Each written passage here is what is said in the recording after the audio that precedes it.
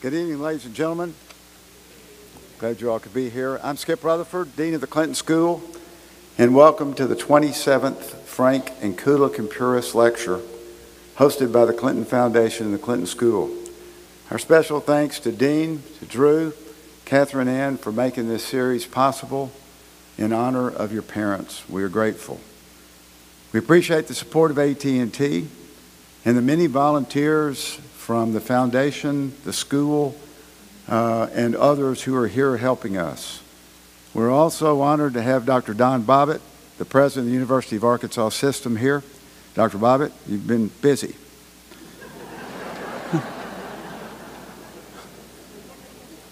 Tonight's program is a real treat.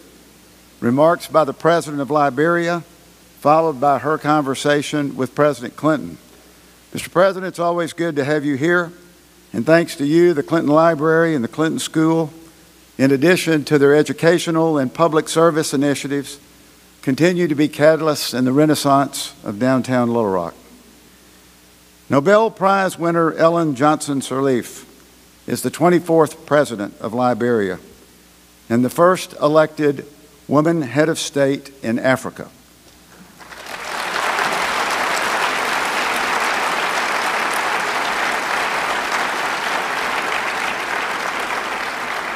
She is now completing her second and final term of office.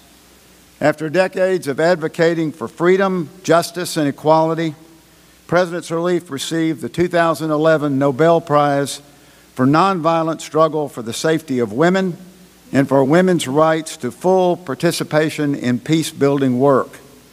As president, she has led the effort to rebuild post-Liberia, post-conflict Liberia. She has been ranked among the 10 best leaders of the world, among the top 100 most powerful women in the world, and the first most powerful woman in Africa.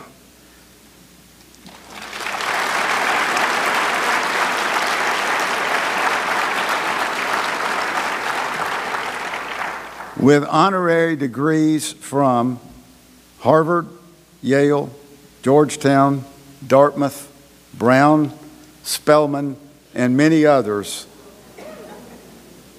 she is the recipient of our country's Presidential Medal of Freedom and is the author of the critically acclaimed memoir, This Child Will Be Great. A proud mother of 4 sons, grandmother of 11, please join me in welcoming the President of Liberia, the Honorable Ellen Johnson Sirleaf.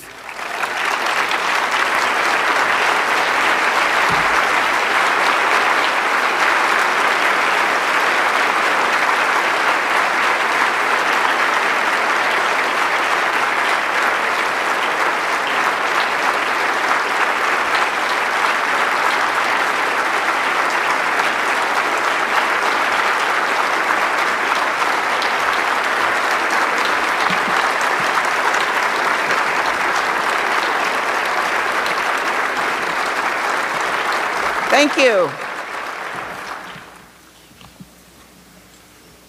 Thank you so much. Mr. President,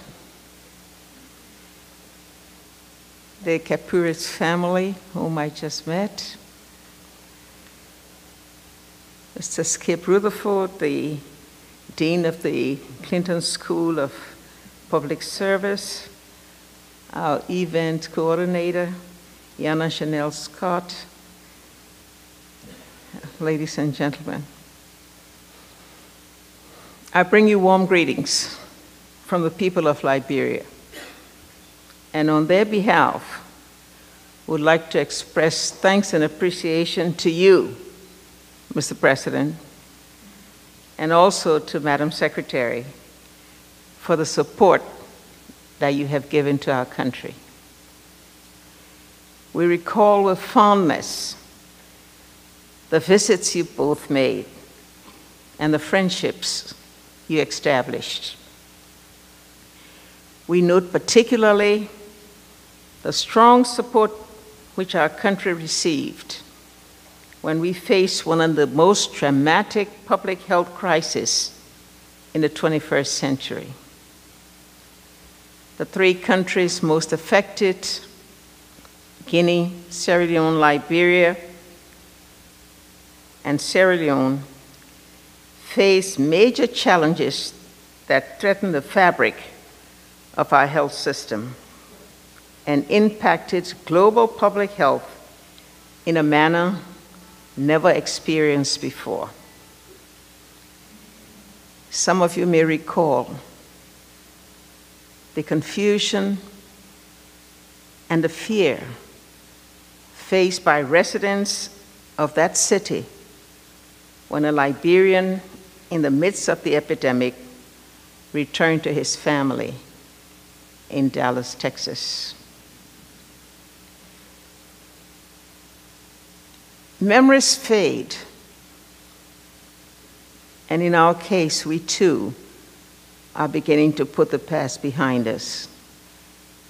But we must always remain mindful of the experience that might have touched the world.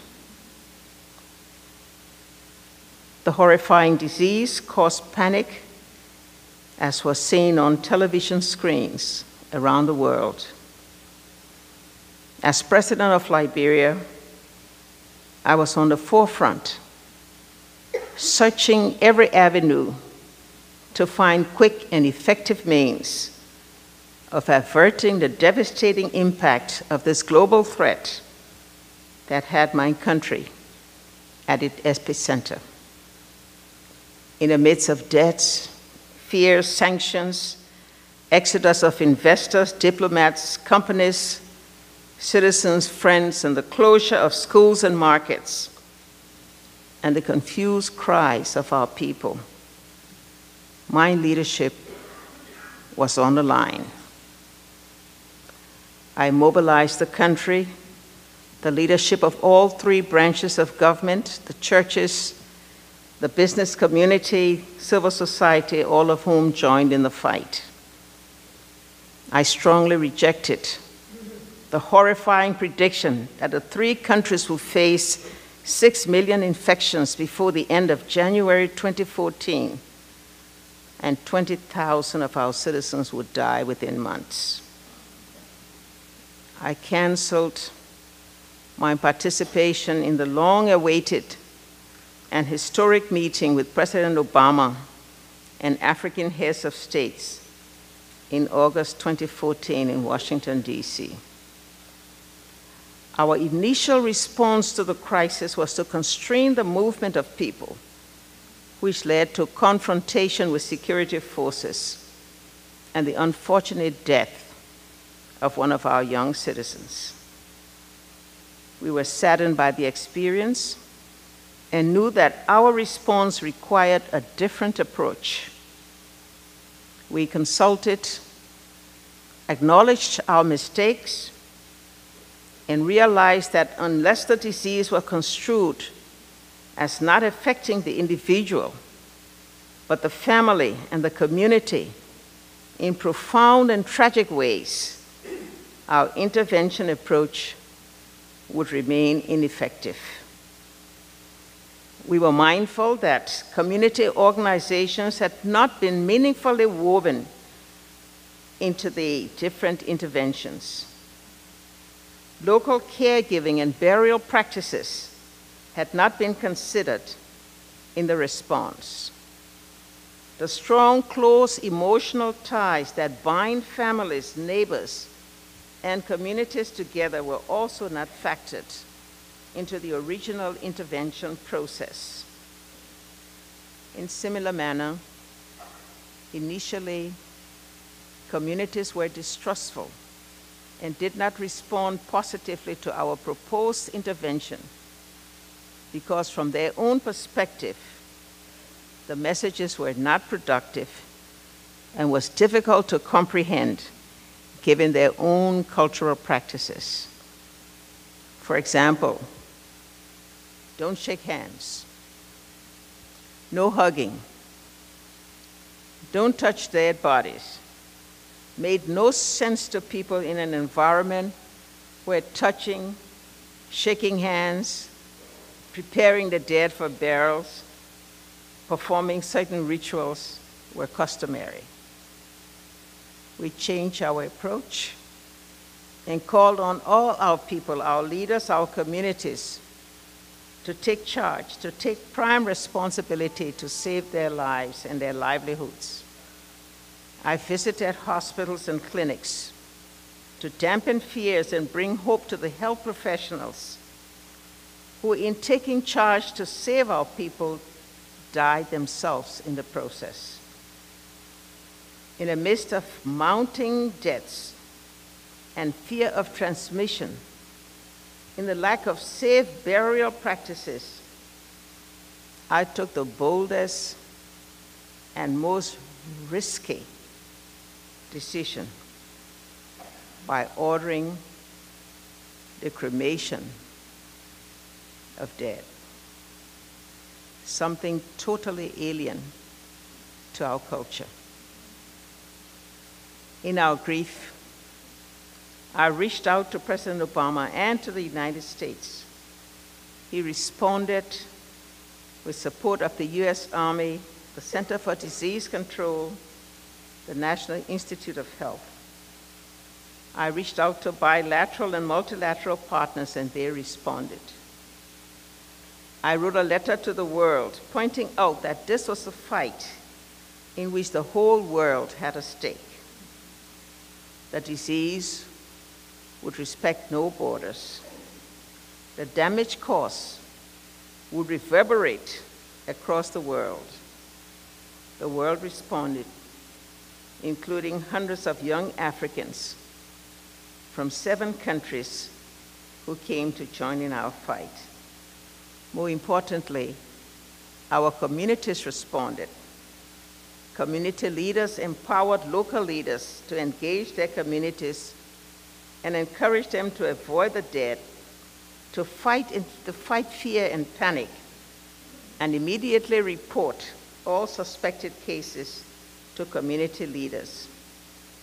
As key influencers in their respective communities, they were best suited to promote awareness, encourage preventive measures and abstinence from dangerous and unhealthy activities.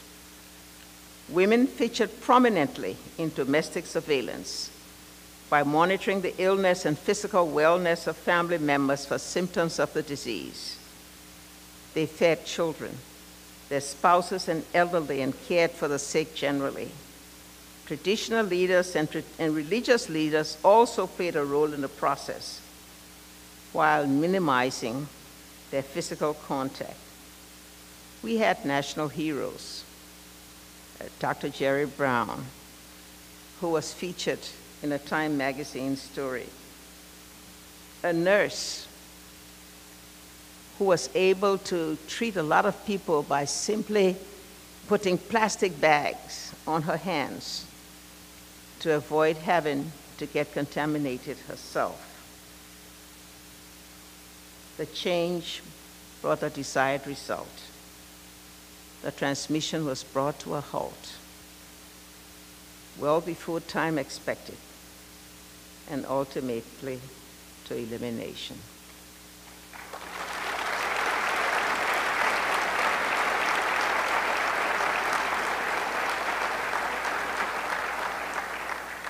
I want to say a word about the Clinton Health Access Initiative.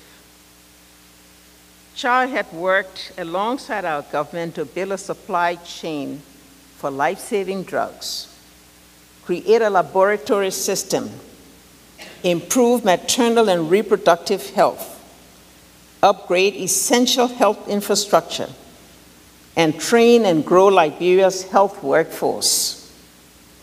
Even when Ebola struck, the CHA country director and team continued, unlike others who fled the country, continued to work alongside our Ministry of Health throughout the national response.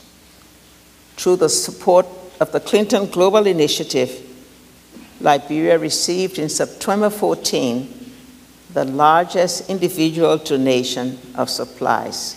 We'd like to thank you, Mr. President.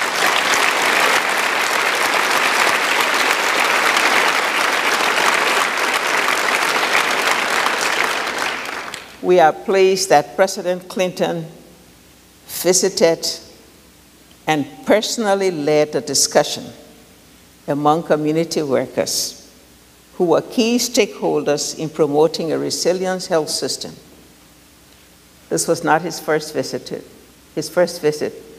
He had been there before, and he has sat among students talking to them about education, about the pursuit of profession. This was something that all of our students today, now professionals, reflect upon that visit and the opportunity they had for an interaction and a discussion with President Clinton. Liberia was declared Ebola-free in May 2015, but it took a year or more to build the confidence that led to the return of investors and partners in development and in citizens. Today, post-preparedness remains the next challenge to overcome. We are gradually building the requisite infrastructure, improving our laboratories, infection control measures, and enhancing surveillance and early warning systems. An ongoing initiative, Last Mile Health, under the direction of Dr. Raj Punjabi, aims at training 4,000 community health assistants as first responders. There is still more to be done to improve the public health system throughout the country. With the experience of the past, we need to do more to ensure community participation, not only in service delivery, but advocacy and planning. There is still a bigger challenge. The fears of the disease are fading into memory, but the devastating effect on our economy remains. Liberia was hit just as it was bouncing back, and efforts were underway to address the shocks of declining global prices for our main exports. It will likely take the next 5 years to return to the banner year of 9.5% growth that was experienced in 2013. We are confident, however, that recovery is well underway, with growth already close to 3% and on a positive trajectory. I know that many of you in this room would like me to talk about my life's journey. It has been one of tragedy and triumphs. I, with 3 siblings, grew up in a family that represents the complexity of a nation founded by emancipated slaves who sought freedom and justice. But failing to integrate, they denied the host indigenous population their rights and freedoms, which they sought. My father was the son of a tribal chief whose name was changed to the name of settlers. My paternal grandmother, who remained in the village poor and illiterate until her death. My father was sent to live with a settler family to obtain an education and ultimately became the first indigenous member of our national legislature. My mother was the daughter of an indigenous rural illiterate market woman and an expelled German trader who lived in the rural city of her birth with occasional visit to families in the capital city. She too was given and later adopted by a settler family who ensured her education, which led her to become a teacher. Our family fared well, going back during school vacation to the village of my father where my grandmother lived. I averred respect for my father's admonition that we should never forget our roots. The life and comfort to which we had become accustomed came to an end when my father became paralyzed and later died. Our mother, a teacher and later a preacher, took on the task through various hard work, income-earning means to keep 4 children and several wards in school. I was married right after high school at 17 years old, and in 4 years, had 4 sons, one of whom is here. My husband was a young Liberian who had returned home after earning a college degree in the United States. As I took on the hard task of family life with a limited education and 4 sons to raise, my classmates proceeded to obtain a college education. I recovered, and I too sought an education.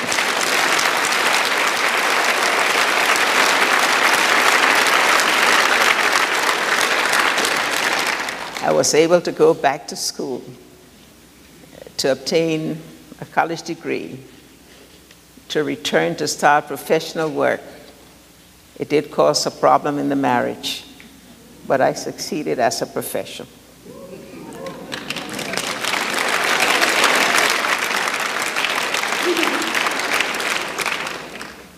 The story of my life remains the greatest motivation for my success and achievement.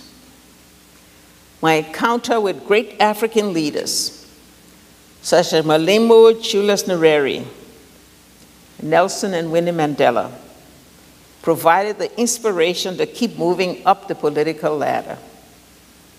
My interaction with the market women throughout West Africa, particularly in my home country, Liberia, with the activist women in Southern Africa, strengthened my resolve to tackle the biggest challenge, to go for the presidency, to break the glass ceiling by becoming the first democratically elected woman president in Africa.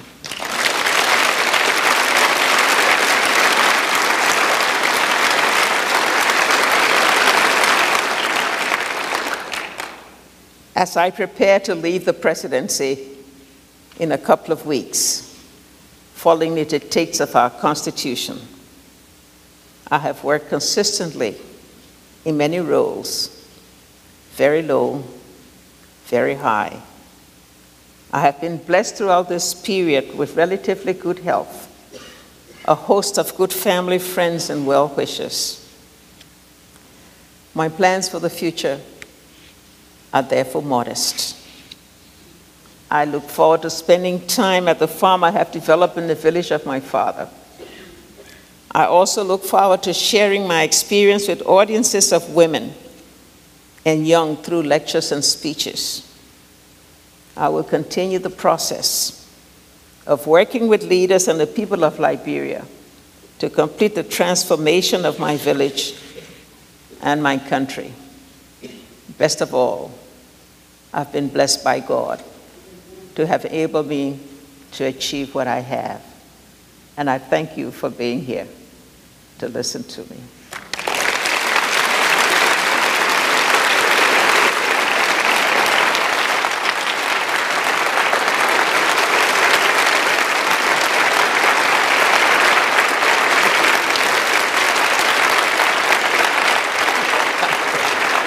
Oh, God, you were going to... Anywhere. You tell me. Okay.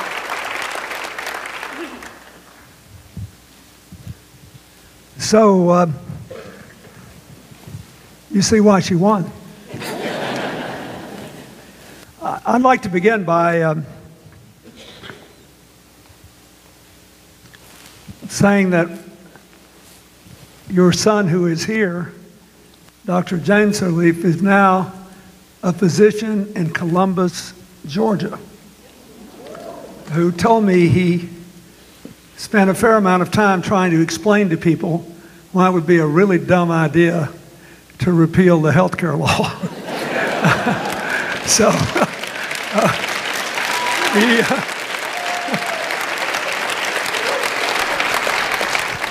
I say that because you spent a fair amount of time, and I thank you very much, telling your life story and tying it to the roots of Liberia. Many Americans know that former slaves went to the country and helped to found it as the nation it is today. Not many know that it was not free of conflict, and a lot of the native peoples were not treated particularly fairly. So you have contributed already to our knowledge. When you became president, the country had already gone through all these years of conflict. You had been politically persecuted yourself.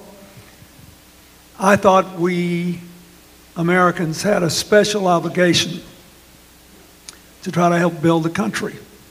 And when I came to visit you, as you pointed out, I thought, well, she's going to want me to fix the electrical system, give electricity to everybody, even to power chips. She said, no, first you must come to see the university students. Now, this will tell you a lot about her. At that time, even in the capital, Monrovia, only 20% of the homes had electricity at night. And she asked me to see the university students in the government building where her office was because the power was on all the time. But every one of these young people looked like they had just walked out of a new clothing store. They were well dressed, they were proud, and they were as informed as any group of young people I've talked to. So I would like to follow up on the ground you laid. Americans have become increasingly involved with places that have been through troubles where we have far fewer obligations than I think we do to Liberia. There are Americans still involved in Haiti, for example, all these years after the earthquake.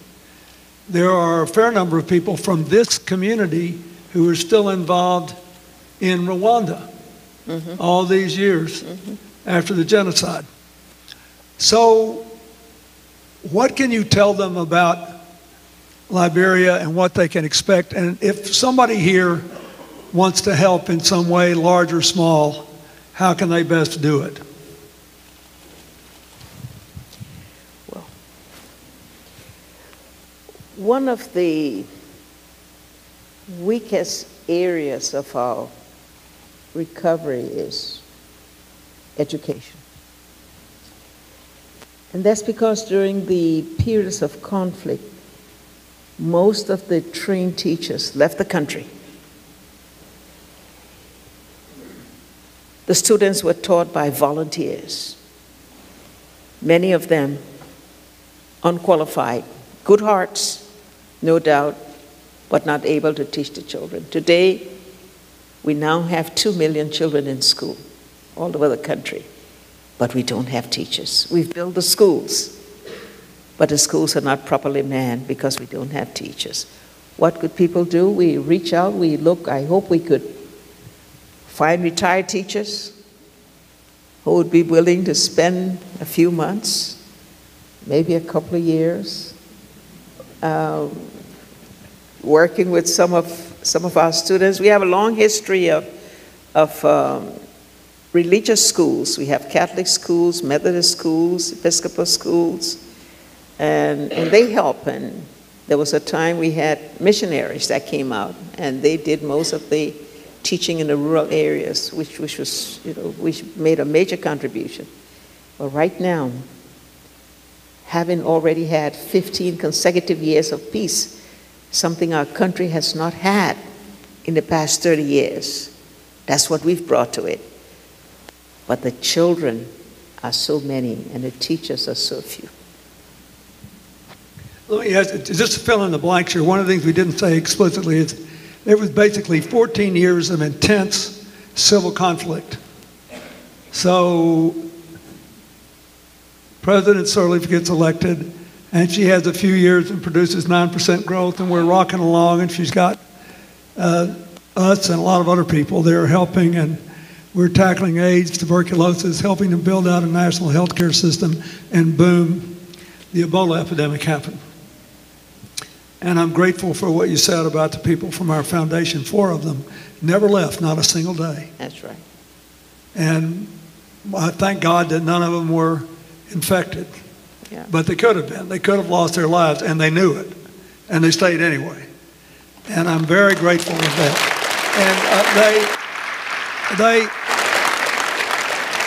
But now we have to build. So let me ask you a very specific question. Suppose there were a movement in America to try to enlist retired teachers who were properly certified and seated in the classroom to come there and, let's say, give a year teaching. Could they be permitted to teach in your schools? How would we do that? Absolutely, because our school system is patterned after the U.S. school system.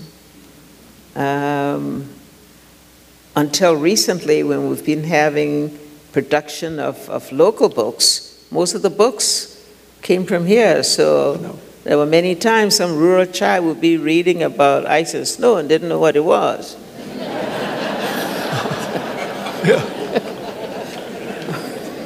But that's changing with the communication revolution now. Now, you know, the kids see everything. They all have these phones, and they all do Twitter and.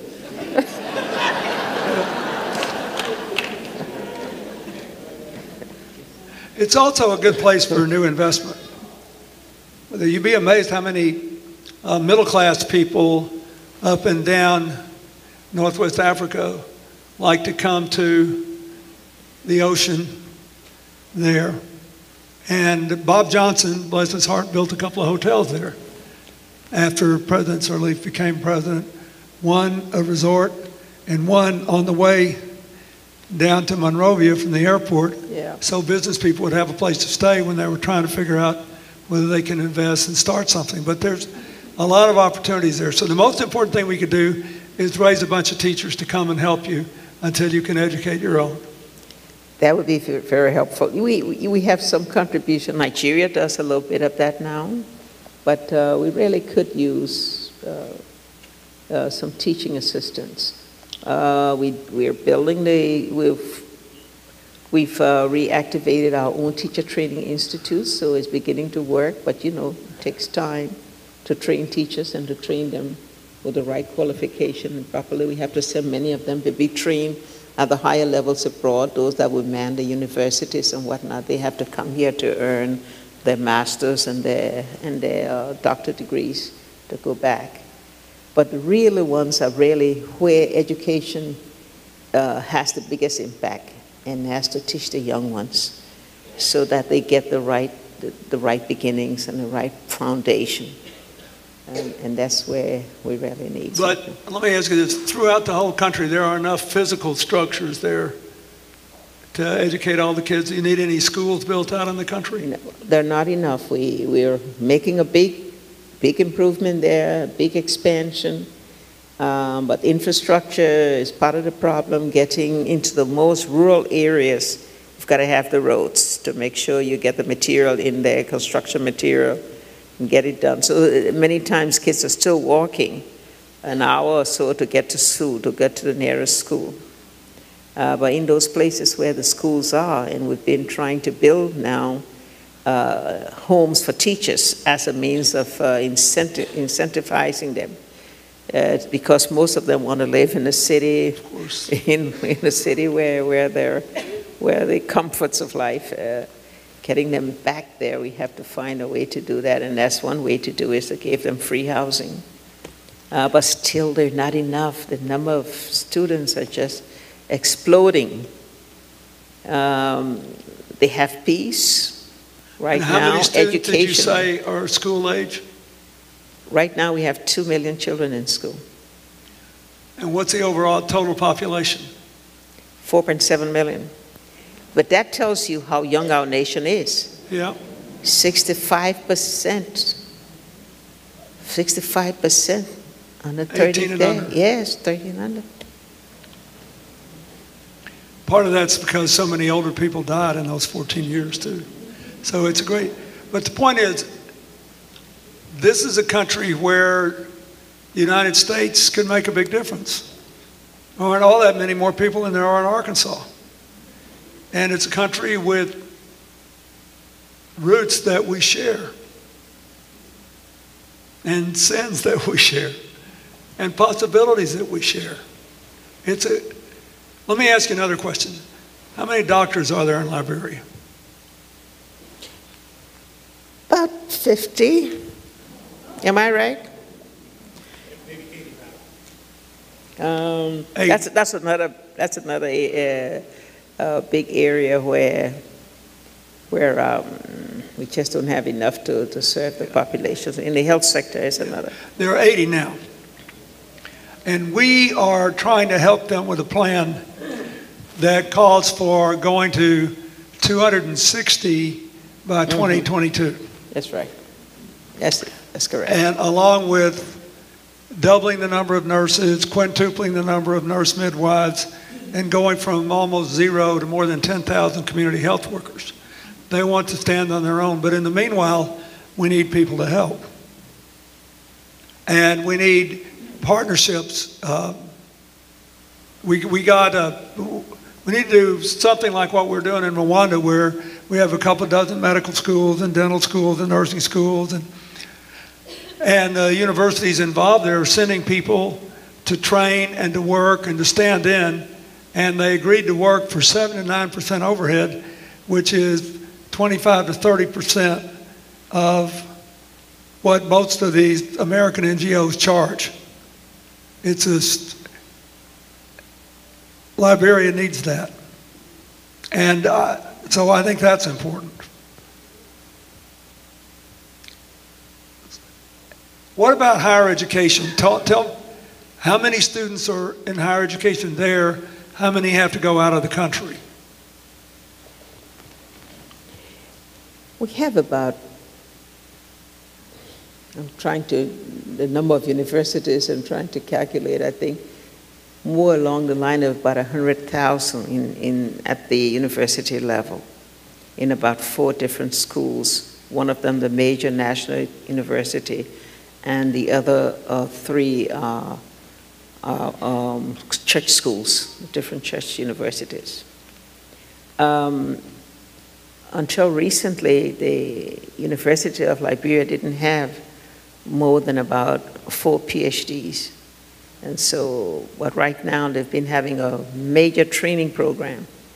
And so that's improved considerably now. They're more than double that, having been training over the past few years. And they've moved them up and training those in the masters, at the master's level.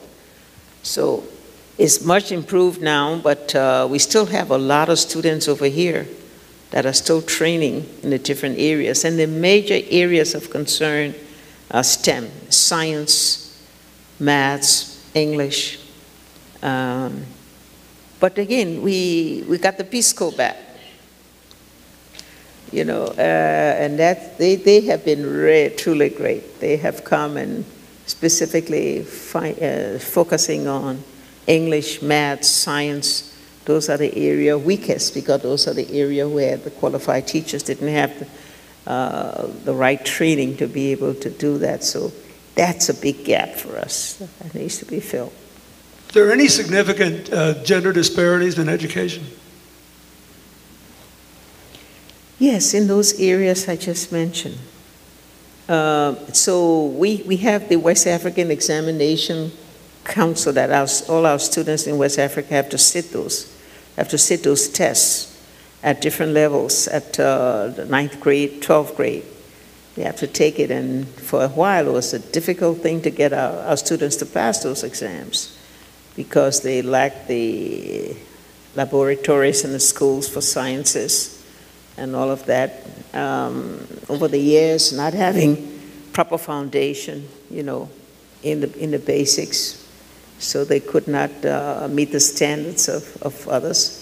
That's improved again, but until we can infuse enough of these technical training things in those basic areas, it'll be difficult for them to compete on the level.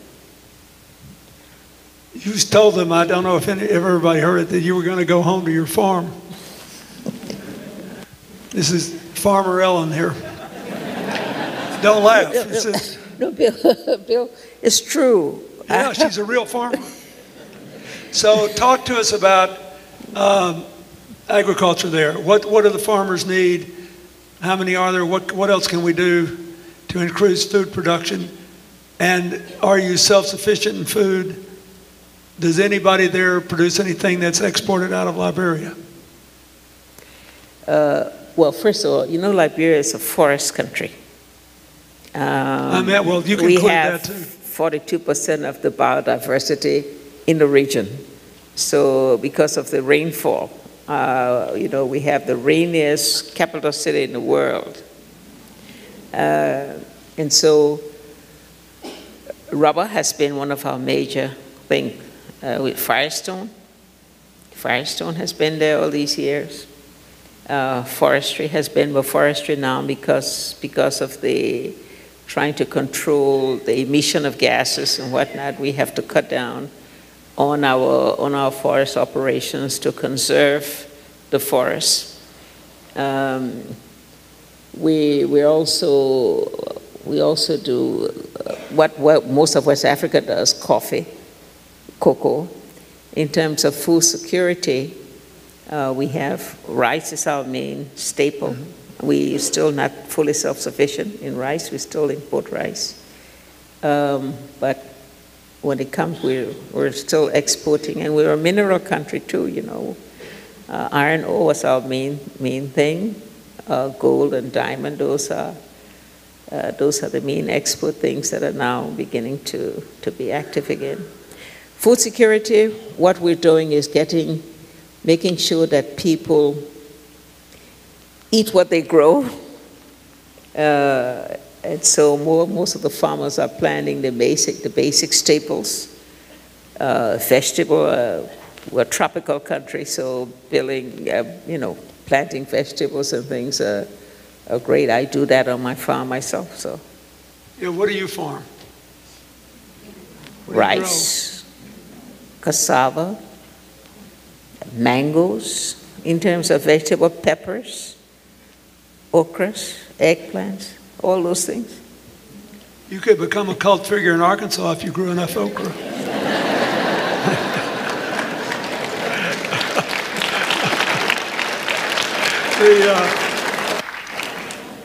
No, but I'm saying this.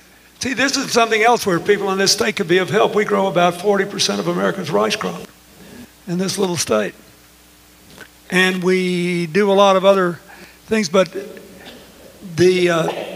I think it's very important to maximize the capacity of African farmers to secure yields on the lands they now have, both to preserve the forests that still stand and to keep countries from being taken over by wealthy countries who have plenty of money and can't feed themselves. Because there's a big move around the world to try to come in and either rent farmland away from Africans or buy it outright, come in and mechanize it, use up the topsoil in a couple of years and go on somewhere else. We need to be supporting farmers like her. And we can do this.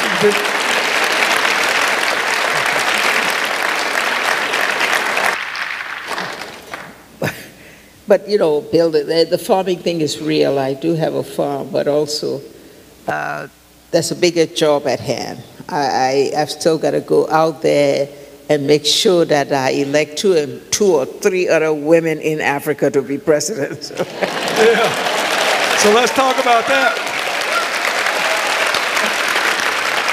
Tell me, one of the things you didn't say is, what impact do you think being a woman had, not on other people, but on you, on the decisions you made as president, both what you did and how you governed? That was an astonishing thing you said. To me, the most interesting thing, because we were peripherally involved, as you pointed out, in the Ebola epidemic. Most astonishing thing you did was, I never heard you describe before how you got the country to come along to changing its cultural habits. What difference did it make to you and your governance that you were a woman president? And what are you going to do in the future to make more girls think they can grow up to be president or whatever else they want to do? Well, you know, just the fact that I guess I had the the daring and the courage to go out into clinics and go out there and take the risk. I mean, against the advice of my security, I think made a big difference to people. And being what I represent is the aspiration and expectations of women in Liberia, in Africa particularly. Other places, I dare say. There are two experiences that say, yes, being there, doing what you're doing, have changed the attitudes, the aspirations of people, the plans for people. When the head of our marketing association, when I go out there and I meet rural women and they say, thank you, you've given us a voice. Now we can sit along with the chiefs, along with the crowds, and we can speak. And so we can now take a position, we can participate in the discussions that lead to the decision in the community. And that can't change anymore. I mean, right now they're very, very focused on being a part of society and they have a voice. When I go and there's a little girl who stands there and challenges her, well, is being admonished by her principal, and she can stand up to him, which is one real case, and she stands up to him and say, don't be careful how you speak to me, a woman is president. So, we're not so careful how we speak to each other in America. Well, that's it, so, but you think, so it's really, you see the difference it's making. Big difference, big difference. Even at the higher political levels. If you look at the record in Africa now, more and more women are vying for political leadership. More women. Rwanda has 64% representation in parliament, the highest in the world, not just in Africa. And half the governors. Yeah. I mean, it's just tremendous, the many women that are now, you know, they're not just ministers of health or ministers of gender, ministers of education, the usual traditional ones, you know. They're now ministers of public works, you know. You have so many women that are prime ministers now, vice presidents, and now vying. So that's what I'm saying is, America is behind.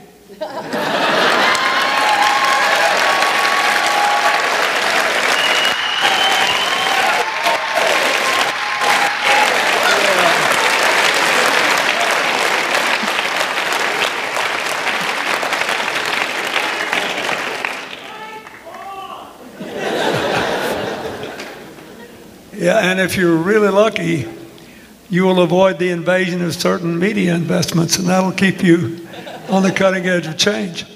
I think, let me ask you a couple of other questions about this. Do you believe that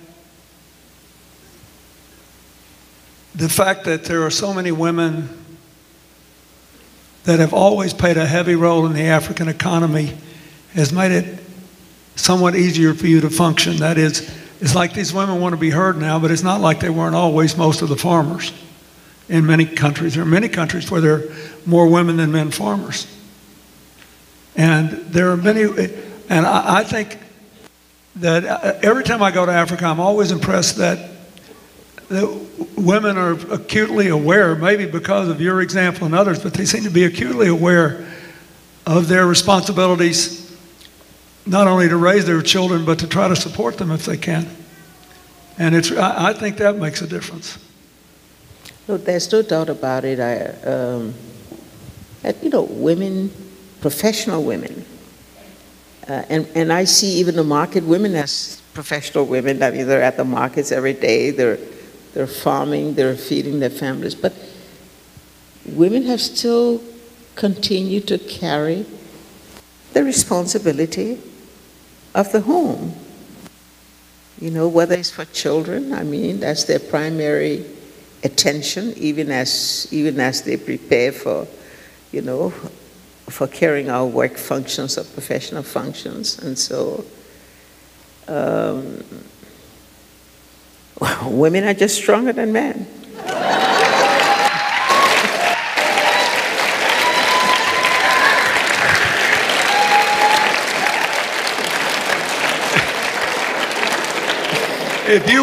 If you want somebody to debate that question with you, you got to get somebody else on the stage. I agree with that, but so we've had a lot of fun, but we've also gotten some pretty clear ideas about what Americans could do to help strengthen Liberia and to participate in it in a positive way. Let me ask you a question. It's a little fluffier and not so value-laden, but it's still important. How serious is the potential to balance your economy, because it's labor-intensive, since you've got so much biodiversity, and since you're determined not to tear all your forests down, which I strongly support, also be terrible for the farmers. What is the potential of tourism, ecotourism, group tourism from places for middle-class people who wanted to come to Africa, didn't have a lot of money, could come and be at home with the language, feel comfortable in the culture, even find a church to go to on Sunday, according to you. Is there an untapped potential there that people should be looking at in terms of what helping Liberia to develop? Liberia needs to have value addition in its major produce. We can't keep sending logs out of the country. We've got to be able to produce furniture, you know, and wood sheets and whatever, plywood and all of those. At the same time, we cannot be able to send our cocoa out. Like Cote d'Ivoire is now moving into producing chocolate from their cocoa, so is Ghana. The biggest constraint right now is infrastructure, and that means the road system, the power system. We have reconstructed our hydro. It's working now. We're now doing the transmission and distribution to get the grid power right now, doing it in homes and whatnot, but we've got to get factories. You've got to be able to have enough power to produce those things. And that's what we need the investment to now that we're getting the infrastructure coming. We're part of the West Africa infrastructure system of improving the connectivity among the West African countries, so that the road systems, you can be able to move from one country to another, the power system, the telecommunication system.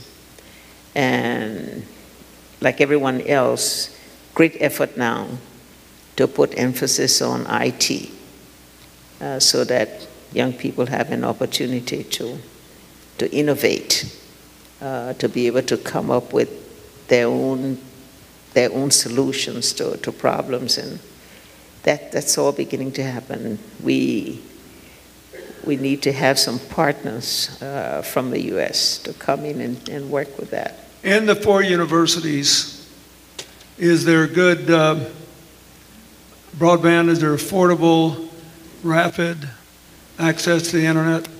There is broadband. There is access to the internet.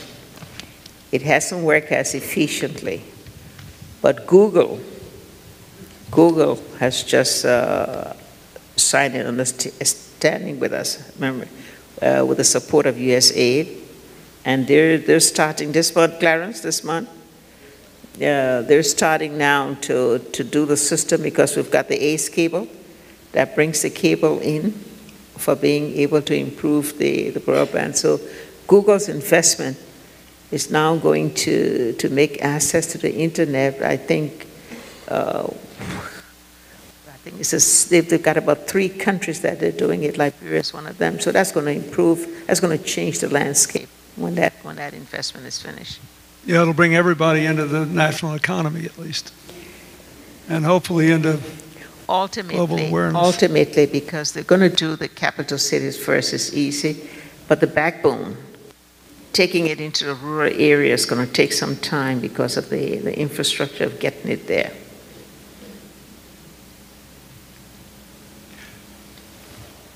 What have I not covered? What else you want to talk about?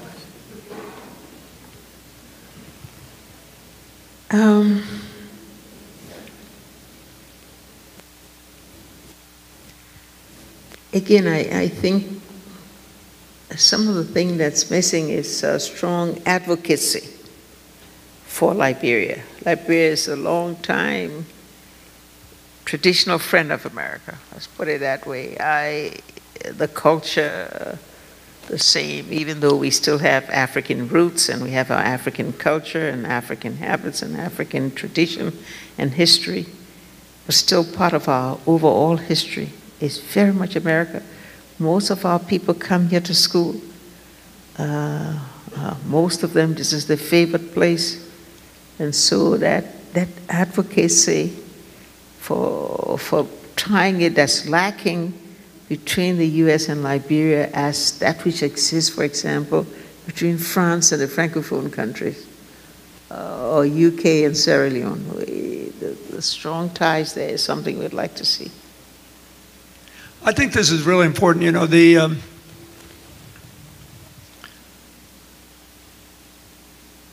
too many Americans stop thinking about Liberia as a place to invest, a place to go and live and work for a while, a place to take a trip.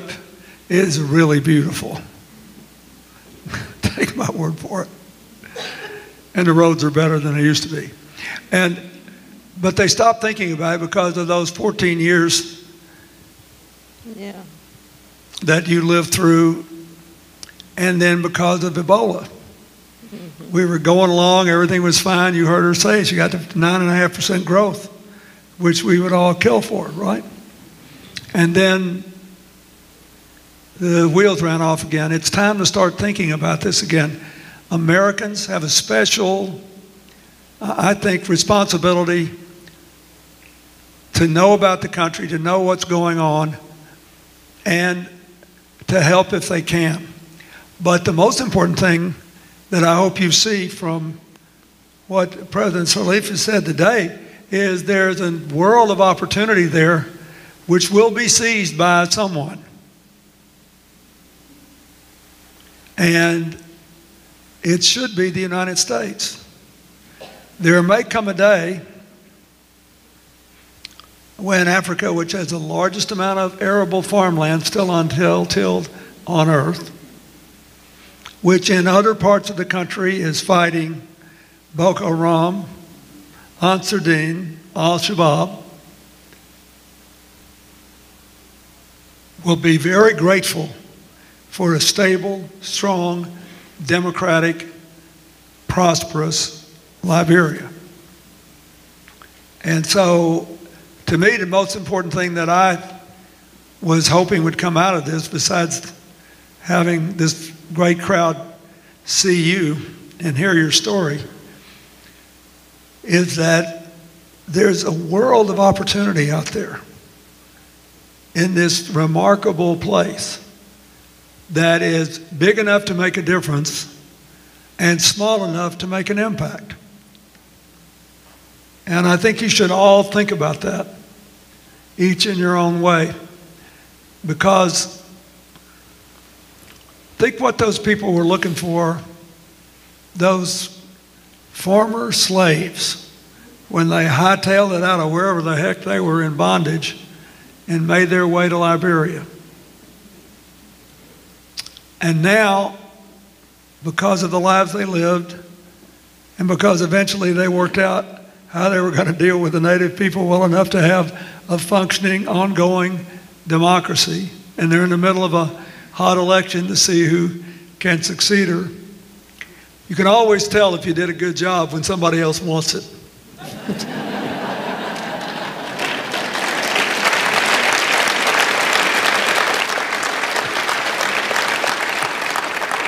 We had a mayor once when I was growing up in Hot Springs who said memorable things like he'd go to, teenagers would come on little conventions of various organizations, and he'd tell them if they got a speeding ticket to come on, he'd fix it, and things like that. So he had a heart attack one day while driving down the main street of town, and his car drifted over to the curb and stopped. It took us 6 weeks to find anybody who'd agreed to file. Because he had defined the job in a way that was not particularly appealing. There are a lot of people that want her job, and they're all fighting like crazy over it. But she will be there, the country will be there. The way they dealt with this Ebola crisis, the way they buried their dead and kept fighting, was one of the most remarkable testimonies to the human spirit I have ever seen in my life. It was breathtaking. But the fact that Nigeria next door, that now nearly 200 million people, only had about 20 people die because they had a healthcare system and they didn't, and it would cost peanuts to build one, ought to make every American think, you know, there's something we can do here to make a big difference, and we should do it. So I think you've all made us think a little bigger tonight. And I might say that we need people to help with the road building thing, and the financing is coming from the World Bank. Financing is coming from the African Development Bank, and the Chinese are winning the contracts. Yep. Well, you know, if I say what I really think about all this, I'll be spoiling the evening. I don't want to do that. But let me say, there are enough of us to fill a lot of gaps in America and around the world. And we will be making a terrible mistake if we say we don't care if America has any influence in Asia, we don't care if America has any influence in Africa, we don't care if America has any influence in Latin America, and we don't care what happens to our neighbors south of the border. We don't want to say that. America already has a huge leg up in Liberia. So I want all of you to think about that when you leave here tonight. You don't have to be a millionaire to make a positive influence. There are networks there that will embrace any kind of positive change. We do have to figure out how to build our infrastructure out. But that's beyond the province of most people in this audience, and it doesn't take away from what we could all do in education, in healthcare, in energy, in lots of other investments. And if we get the energy up, the rest of it will come, in my opinion. And you've got, I hope that your successors will all be looking for the same balance that you were looking for. I was hoping you'd have a big boom in new investment in a way that proved you could do it without tearing all your forests down. And I hope that your successors will see that too. She's a remarkable person, and she's been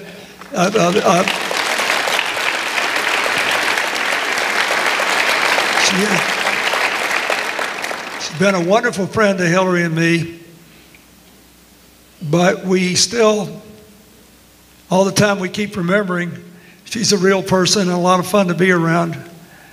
You can't forget that she is also, you know, an icon for a life well lived and a life nowhere near over. She got a lot to give, and the rest of us ought to help her give. Thank you.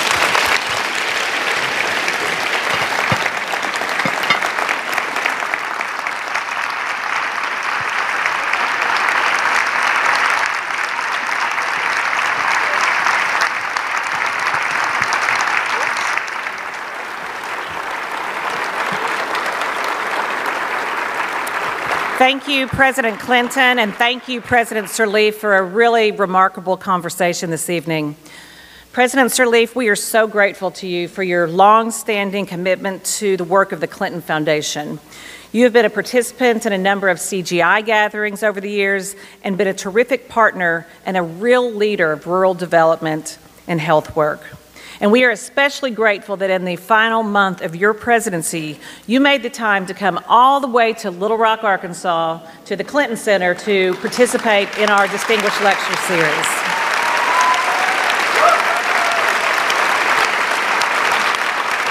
Thank you. And finally, a very special, heartfelt thank you to the Kumpuris family for establishing this lecture series, for your generosity and for your friendship.